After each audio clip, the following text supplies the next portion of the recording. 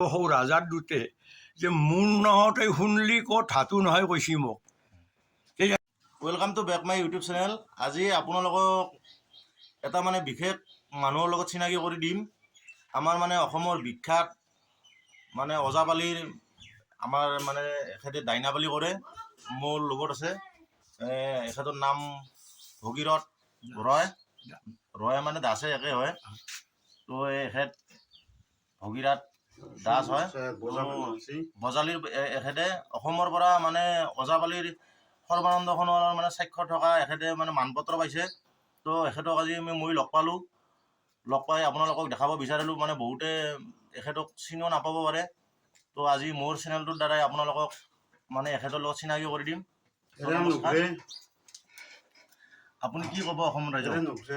মই অসমৰ ৰাইজক কি ক'ম, মই বৰ দুখৰ কথা এইটো যে আজি 1972 চনতে মই ওজাপালি শিকিলোঁ, কিন্তু এই 16 চনৰ পৰাই মানে আলোচনা কৰি আছোঁ। মই কওঁ যে মোৰ বিশেষত দুখ এইটোৱে, শিল্পী পেঞ্চনটো মই পোৱা নাই। আৰু ফটো ওপৰৰ চেনেলত মই আলোচনা কৰিলোঁ, কিন্তু এইটো মই ফলৱতী হ'ব পৰা নাই। এইটো মোৰ বৰ দুখ। আৰু আজি এই বয়সলৈকে বৰ্তমান এই ৰাইজৰ ওচৰত মই সুবিধা অনুযায়ী মই ওজাপালি পৰিৱেশন কৰি আছোঁ বৰ্তমান। আপুনি এতিয়ালৈকে মানে ওজাপালি কিমান বছৰ গালে? মই মোটামুটি মোৰ প্ৰায় 52 বছৰ গালোঁ। আপুনি আপোনাৰ গুৰু? মোৰ গুৰু মাখিগাৰ তাৰিণী ৰাজবংশী, তেখেতৰ তাৰিণী দাইনাপালি বুলি কয়। ওজাপালিত আপোনালোকে বহুত মানে ৰাইজক হহুৱাই, তো তেতিয়া আপোনালোকৰ মানে কেনেকুৱা এটা মানে মনৰ ভাৱ হয়? কেনেকৈ ৰাইজক মানে ৰাখিব পাৰি, কেনেকৈ ৰাইজখন থাকিব মানে ওজাপালি গাই থাকিলে আপোনালোকৰ কেনেকুৱা এটা প্ৰচেছ মানে আপোনালোকৰ ভিতৰত চলি থাকে? বহুত এটা ডাঙৰ প্ৰচেছ চলি থাকে। আপোনালোকৰ যিমান মানে ওজাপালি আছে, দাইনাপালি আছে আৰু লগত থকা মানে পালিবিলাক আছে, আপোনালোকৰ এটা প্ৰচেছত মানে চলি থাকে। আপুনি মানে কিবা এটা কথা উলিয়াই দিলে বাকীবিলাকে ধৰিব লাগিব, সেনেকৈ মানে চলি থাকে। কেনেকৈ আপোনালোকে এইটো মেইনটেইন কৰে? এইটো মেইনটেইন বিশেষত আমাৰ বহি আলোচনা যে মইতো এইটো এনেকৈ ক'ম, এনেকৈ তোমালোকে ধৰিবা, সেইখিনিতে ৰিহাৰ্চেলো হ'ল আৰু লগে লগে গাঁও হৈ গ'ল। আমাৰ এনেধৰণৰ বিশেষত সপ্তাহৰ আগৰ পৰা আমাৰ ৰিহাৰ্চেল এইটোত নাই আৰু।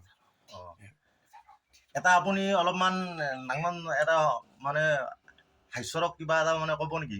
ৰাইজক দেখুৱাব নেকি মোৰ চেনেলটোৰ দ্বাৰাই? হাস্যৰক বিশেষত মোৰ একো নাই। এনে তাৰে মাজত ওজাপালি গাই থাকে, একোটা জ্ঞানৰ মাজেদি একোটা আমি কোৱা যায়। এনে ধৰণকৈ যেনে মানুহক আকৌ সৰু ডাঙৰ বুলি এনেকৈ প্ৰভেদ কৰিব নালাগে। কাৰ তাতে কেনেকুৱা কি থাকে কোনো ক'ব নোৱাৰি। এতিয়া সৰুবিলাকৰো কিছুমান এটা কথা থাকে, তাৰে এটা এনেধৰণে আমি এটা কওঁ, এই ল'ৰাহঁত, এই ছোৱালীহঁত, এই ৰাইজক গণ্ডগোল নহ'বচোন, মই এটা কথা কওঁ শুনা।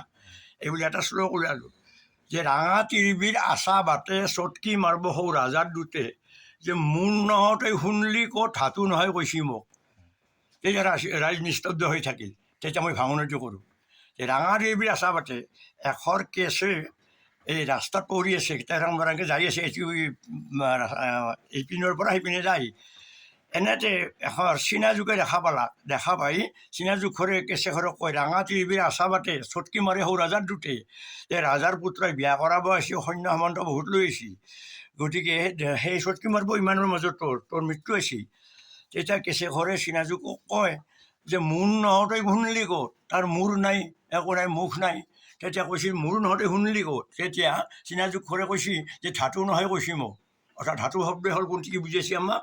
যেনে হীৰা মাণিক পয়াল মুক্তা ৰাং সেইটো তীখাদস্তা আন্নৰ পাথৰ আদি কৰি এনেকুৱা অস্ত্ৰ ধাতুৰ ভিতৰত কোনো নপৰে।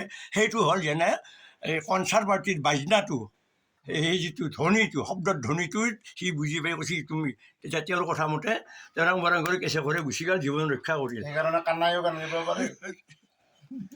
তো আপুনি এনেকৈ ওজাপালি এতিয়ালৈকে গাই আছে, তো বহুত ভাল কথা। আপোনাৰ এতিয়া বয়স কিমান হৈছে? এতিয়া বয়স মোৰ এই ৭৪ বছৰত শুনিলোঁ। ৭৪ বছৰক লৈ এতিয়ালৈকে এখেতে মানে এনেকৈ ৰাইজক হহুৱাই ওজাপালি পৰিৱেশন কৰি আছে। অসমৰ মানে বিখ্যাত দাইনাপালি বুলি ক'লেও ভুল নহয় এখেতক মানে চৰকাৰৰ পৰা সৰ্বানন্দ সোণোৱাল, আগতে কৈছোঁ আপোনালোকক, সৰ্বানন্দ সোণোৱালৰ স্বাক্ষৰ থকা মানে এখেতক এখন চাৰ্টিফিকেটো দিছে, আমাৰ ইয়াতে দিছে। এইজন মানে বজালিৰ পৰা হয়। মোৰো ঘৰ বজালিত। আপোনালোকে চায়ে থাকে চেনেলটো, আৰু যিসকলে চাই আছে এতিয়ালৈ ছাবস্ক্ৰাইব কৰে ছাবস্ক্ৰাইব কৰি দিব।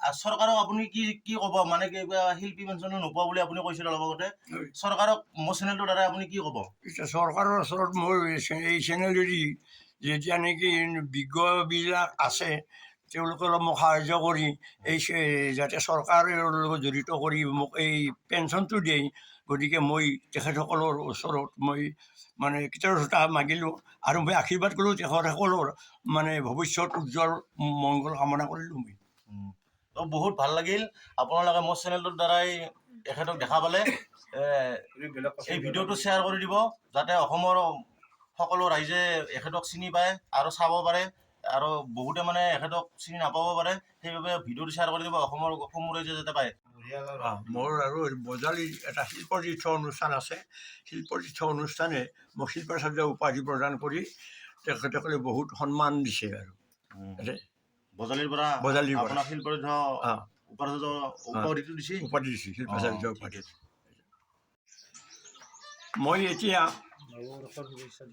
এই বিহু চলি আছে বৰ্তমান সকলো অসমবাসী ৰাইজক মই বিহু শুভেচ্ছা জনালোঁ আৰু মোৰ চেনেলটোৰ ফালৰ পৰা ময়ো সমূহ অসমবাসী ৰাইজক বিহুৰ শুভেচ্ছা যাচিছোঁ আল্লাহৰ দোহাই ভাই খোদাৰ দোহাই আল্লাহ বিসমিল্লাহ এই জীৱন যায় এনেকুৱা এজন মানুহক আপোনালোকে আৰু অসমত মানে বিচাৰি নাপাব তো এখেতে যদি মানে কেতিয়াবা আমাৰ পৰা গুচি যায় মানে মৰি যায় তো এখেতক মৰি যাবলৈ কোৱা নাই মই মানে তেখেতে বহুত বছৰ জীয়াই থাকক 100 বছৰৰ বেছি জীয়াই থাকক সেইটো মই কোৱা নাই যদি মানে হেৰাই যায় আমাৰ পৰা আৰু মানে আপোনালোকে এনেকুৱা এজন দাইনাপালি অসমত নাপাব সেইবাবে মই কৈছোঁ ভিডিঅ'টো যিমান পাৰে সিমান শ্বেয়াৰ কৰি দিয়ক আমাৰ অসমৰ মানে মুখ্যমন্ত্ৰী হেমন্ত ছাৰক মামা বুলি ময়ো মামা বুলিছোঁ মামাই যাতে এখেতৰ ভিডিঅ'টো মানে পায় এখেতক মানে কিবা এটা সহায় কৰি এখেতে মানে